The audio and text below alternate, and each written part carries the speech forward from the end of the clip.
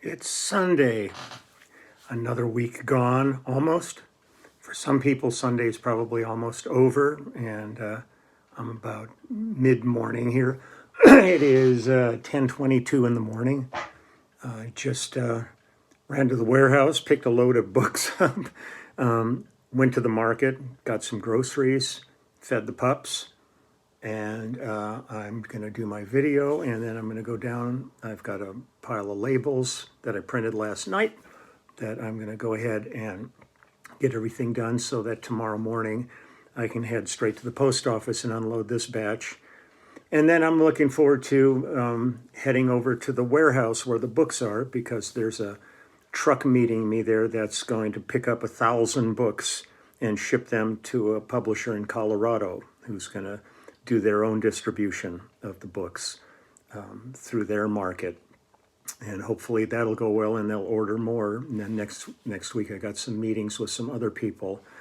So there's lots and lots going on. I'm just sorting out, trying to get all these orders filled. It's a challenge, but it's a challenge I'm willing to face. So it's, God, this thing gets warm. But it's pretty obvious I'm going to continue with my holiday spirits here with my Christmas songs. So today I thought I'd visit a guy I've done a bunch of records with. He's really a dear friend, and I really love working with him, and that's Clint Black. And we've done a lot over the years. I have some really wonderful stories with Clint. But I wrote down some notes because I think these things all deserve credit on it. So this is a Clint Black album called Looking for Christmas. And the people that I put down that because there's a lot of tracks on it, and some of them's orchestral, some of them are just more band oriented. But I think as many people as I can credit, I think is important. Have Sam Rocco on percussion, the great Eddie Bayers on drums. Eddie's probably I worked with more than any other drummer in Nashville when I was going to Nashville. Robbie Buchanan on keys, who's always amazing. The incredible Jerry Douglas on dobro, none better. Pat Enright on acoustic guitar, Warren Hill on sax, Dan Huff on guitar. I love Dan. We used to work a lot when he lived in LA, and then he moved to Nashville. His father conducted the orchestra on this. Ron Huff was a great arranger, and he did a beautiful job. Jeff Huskins on fiddle, Fred Tackett on guitar, Jerome Tidwell on flugelhorn, Roland White on mandolin, the late Tom Rohde, who was on the Vince Gill song I played, on percussion, Alan O'Brien on banjo, Gene Libia on bass flute. The album was engineered by Kevin Beamish, and it was produced by James Stroud. I did a lot of work with James. James was like one of the main drummers in Nashville, and he tutored under Jimmy Bowen and then came onto his own. Was that? I remember one time when Clint was living here in town, to surprise his wife, he had a company come in and snow his property. So like right in the middle of, like a kind of a warm day out there's one house on the block that looks like it's sitting in the mountains of Colorado during a blizzard. It was amazing. And Clint had a studio at his house, so we spent a lot of time up there hanging out and working. And one of my favorite videos was Summer's Coming, I think it was called, where he had me come in and be Moses coming down a hillside in Malibu, holding a couple of tablets. It's like, but Clint gets deep into everything. He likes to direct his videos, produce them, real involved in the actual making of his albums, where a lot of artists aren't that hands-on. Like Phil Collins is totally hands-on on everything when he's working. Clint's very much like that, and Clint is such a James Taylor freak. Every time we'd get together, he'd start playing James Taylor songs. And, he really could nail that guitar style just beautifully. So he's a special friend, old friend of mine, man. I love working with him. So this was a really beautiful album to work on. This song is called The Finest Gift. So this is going to happen right now. Let's enjoy Clint Black and The Finest Gift.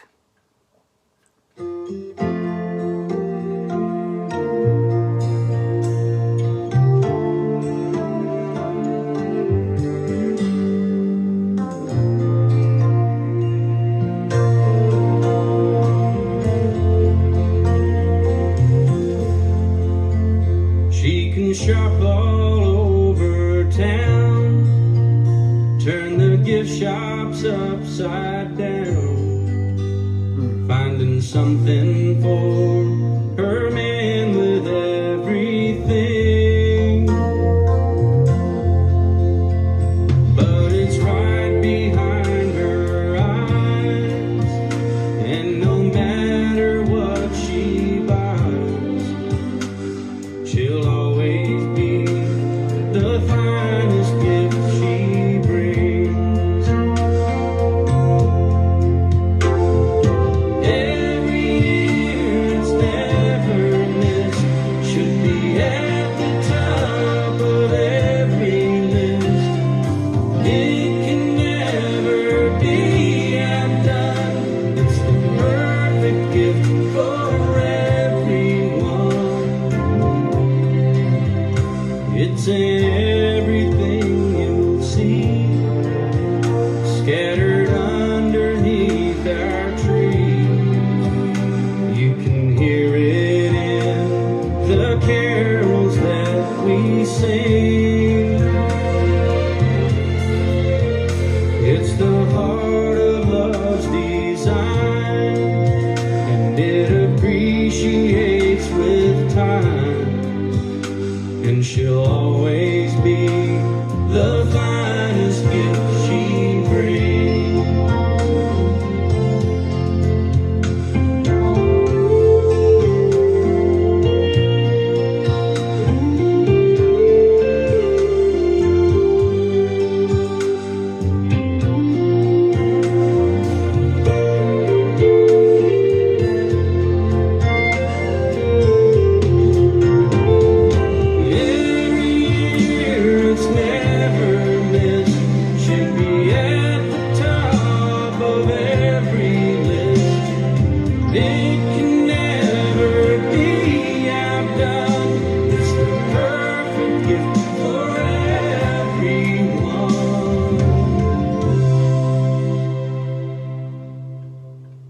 Now it's not in any store, and she can never give me more than her promise of the finest gift she brings.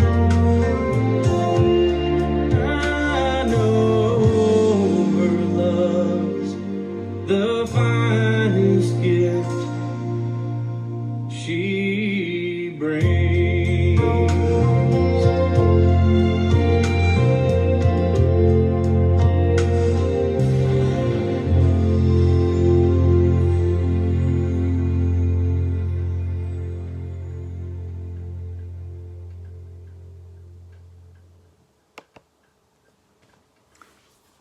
I'm basically a real traditionalist when it comes to these kind of songs, but it's really nice to hear people writing new approaches to the season and to sentiments.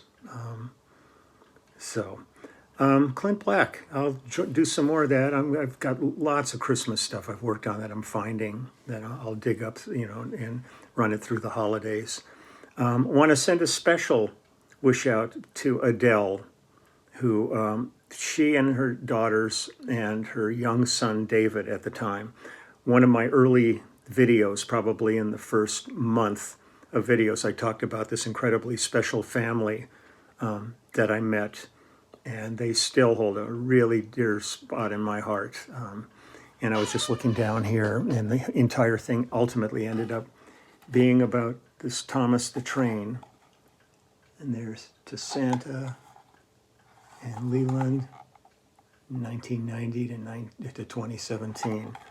It's a wonderful story. I mean, I told it a long time ago, but it still holds true. They're an amazing family, and I adore them very much, and I'm really happy that whenever I get a chance to get over to Ireland and see them, it's like a family reunion. They're pretty cool. Let's see, anything else? Let me think. Live stream this coming Tuesday, 3 p.m. Don't forget. And for anybody who hasn't been to any of the live streams, you can join the clubhouse on this YouTube channel, and there should be a link on almost every one. There's links to a couple of things. One of them is the clubhouse. And I know dough is tight, so I certainly don't feel strange if somebody doesn't do it. But it's $10 a month to join up and join the live stream. And it's a pretty cool community. Everybody just comes on, hangs out. They've all gotten to kind of know each other, and I see them all talking to each other. And in these days of isolation, it's pretty nice to have an area like that just to talk and express yourself and catch up with people that you otherwise would never have a chance to meet. So I've really enjoyed that a great deal. Let's see, if you get a chance, please, and this don't cost nothing, go to the Immediate Family YouTube channel and all of our social media pages, the Immediate Family, and join, click on, subscribe, whatever. We're working very hard to build our band's virtual presence on these. We've got another EP that's going to be coming out. We're going to have the finished album, which we finished before the pandemic, will be out early in the year. Denny Tedesco's still working on the documentary film about us, and that's very close. Just the COVID kind of threw the schedules completely to the wind, but we're getting very, very close on all of this. And more than anything, be safe. Everybody's in different places when I do these videos. There's people from all over the world that watch these, and some of you are in places where they've slightly got things under control because people were very cognizant of what was needed and did the right things and had people guiding them through it. Living in Los Angeles, we are up proverbial shit creek right now. Hospitals are at full capacity. Healthcare workers are stressed beyond belief, and it's only going to be getting worse because now we're entering into the holiday period where they're begging everybody not to travel, not to gather, and people are still going to be doing it, so the numbers are going to continue to go up. Just be safe. That's the most important thing. This is one Christmas. This is one holiday season. This is one Hanukkah. This is one Kwanzaa. This is one whatever you do or don't do during this period. This is one year that maybe you have to change your plans dramatically. But by doing that, you may have many, many more years ahead of you. But if you don't do the right thing, this may be your last one. And I hate to sound doomsday, but pretty much every day they put out the death numbers and the sickness numbers, and it's quite staggering how these numbers have climbed in these past month or so. It's heartbreaking, absolutely heartbreaking, the amount of loss that at this time of year people are going to have to be experiencing. And I know people that are in the hospital right now in really bad shape, and they can't be visited. They can't have any family with them or anything. It's just a nurse coming in or a group of nurses coming in to flip them over for breathing purposes. It's really heartbreaking. So thank you so much to all of you who are out there doing so much every day. And it's not just healthcare workers, it's everybody who has to come in contact with the public. I worry deeply about them. I worry about my sister-in-law who works for the post office, and she has to stand at a desk for about 10 hours a day dealing with people and then fighting with people that come in and they say, oh, I don't have to wear a mask. And they're throwing them out. And, it just becomes so confrontational to do the simplest of tasks. So my heart's with Heather and everybody. So take good care, and I will see you all tomorrow and Tuesday's the live stream. So we're sneaking up on it. You'll have some more Christmas songs tomorrow. Bye-bye.